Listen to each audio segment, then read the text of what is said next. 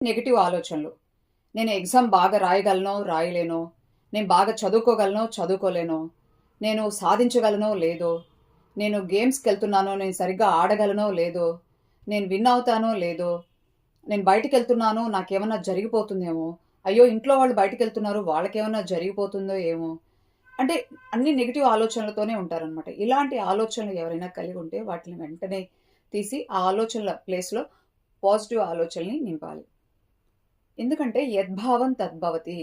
నీ వాస్తవానికి నువ్వే సృష్టికర్తవి. నువ్వు ఏది ఆలోచిస్తే అదే జరుగుతుంది. మనం ఇక్కడ నెగెటివ్ ఆలోచనలతో ఉంటే అదే నెగెటివ్ మనకి సిల్వర్ కార్డ్ కనెక్షన్ ఉంటుంది గాడ్‌తో. మనం ఎలాంటి ఆలోచనలతో ఉంటే ఆ ఆలోచనలే భగవంతుడికి చేరుకొని అవే మళ్ళీ మేనిఫెస్ట్ అవుతాయన్నమాట.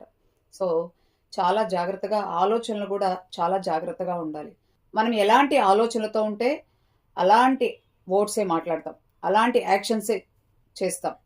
అదే మన క్యారెక్టర్ అవుతుంది. కాబట్టి చాలా అవేర్‌నెస్‌తో, కాన్షియస్‌నెస్‌తో ఉండాలి. ఎవరి మీద? మన ఆలోచనల మీద. డిజాస్ట్రస్ థాట్స్, నెగెటివ్ థాట్స్‌ని వెంటనే డిలీట్ చేసి, ఆ ప్లేస్‌లో పాజిటివ్ థాట్స్, మిరాక్లస్ థాట్స్‌ని ఫిల్ చేయాలి.